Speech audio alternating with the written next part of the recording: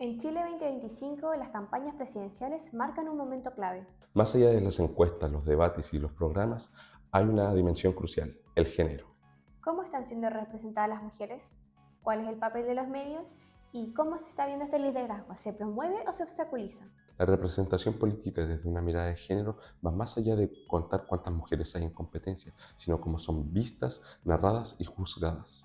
En este reportaje buscamos hacer una reflexión profunda desde las voces expertas y los marcos teóricos sobre el rol de los medios en estas campañas y cómo el enfoque de género se vuelve clave para entender la política de hoy. Rocío Alorda, presidenta del Colegio de Periodistas de Chile, subraya que la participación de mujeres candidatas es un avance, pero la forma en que son representadas han reproducido estereotipos tradicionales.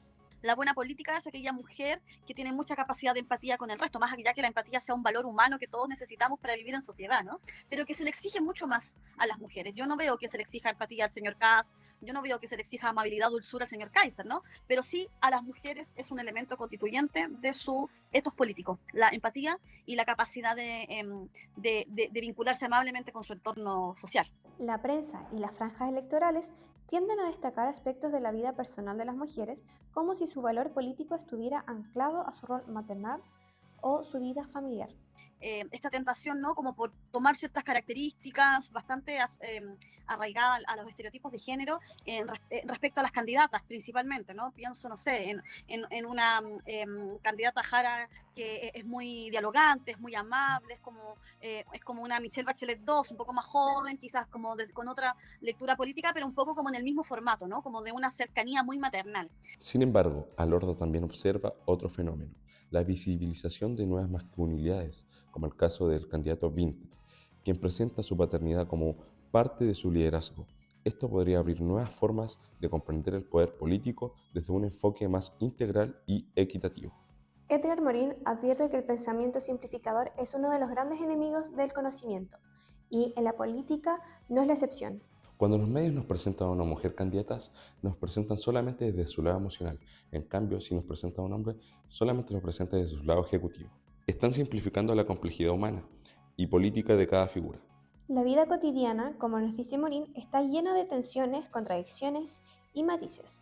El pensamiento complejo no elimina el conflicto, lo integra. Por eso, pensar en campañas con perspectiva de género también implica reconocer la multiplicidad de identidades y roles que pueden encargar tanto a mujeres como a hombres, sin encerrarlos en moldes funcionales al patriarcado. Yanira Zúñiga, doctora en Derecho y especialista en Derechos Humanos, destaca que si bien el enfoque de género está más presente que en campañas anteriores, su presencia no es homogénea ni suficiente.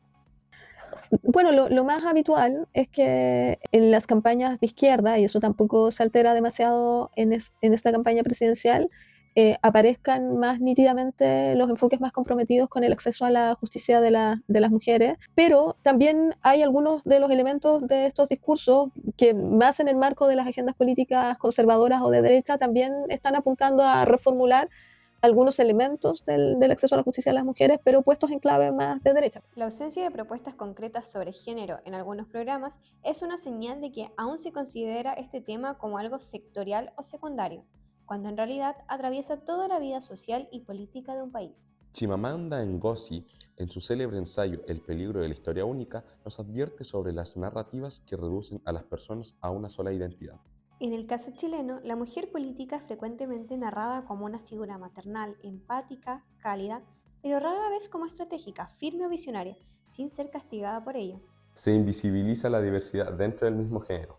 Tal como dice Ngozi, el problema de los estereotipos no es que sean falsos, es que son incompletos. Necesitamos muchas historias. Hay diversas formas de ser mujer y de hacer política. Michel Matelar, en su análisis sobre las mujeres en industrias culturales, nos muestra cómo los medios y el entretenimiento construyen modelos de lo aceptable y lo deseable. Las mujeres son mostradas como acompañantes, como sensibles, como madres o esposas, y cuando una mujer se sale de ese guión es penalizada simbólicamente. En campañas electorales, esto se refleja en la cobertura mediática. Los medios preguntan a una mujer por su marido, pero a un hombre no por su esposa. Se escudriña su vida privada como una extensión de su proyecto político.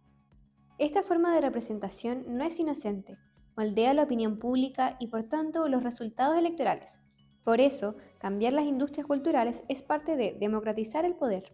porque como afirma Matelard, lo que no se representa no existe políticamente. Yo creo que hay mucho interés en la vida personal de las candidatas mujeres. Por ejemplo, en el caso de Janet Jara, querer saber quién es su pareja o quién fue su pareja, cuál es su situación sentimental, que es algo que en general a los candidatos hombres no se les pregunta, para diferenciar, que es algo que se hace tanto desde las campañas como desde la prensa. Se habla de la personalidad de las candidatas. Y, por ejemplo, se ve a la candidata Carolina Toa como una mujer dura, ligada a la seguridad por el cargo que tuvo. Y por otro lado, se ve a Janet Jara como alguien mucho más maternal. Chile se encamina a una elección donde no solo se juega el modelo del país, sino también el de la ciudadanía. ¿Quiénes pueden liderar? ¿Desde qué lugares? Incluir la perspectiva de género en las campañas no es una concesión, es una exigencia democrática. Y los medios, como actores centrales del debate público, tienen la responsabilidad de abrir el espectro, de complejizar relatos y de abandonar las historias únicas. La ciudadanía también tiene un rol: exigir propuestas, rechazar simplificaciones y pensar con más profundidad. Como dijo Morín, la complejidad no es una dificultad a superar, sino una riqueza a integrar. Y como afirma Ngozi, cuando rechazamos la historia única, recuperamos un paraíso.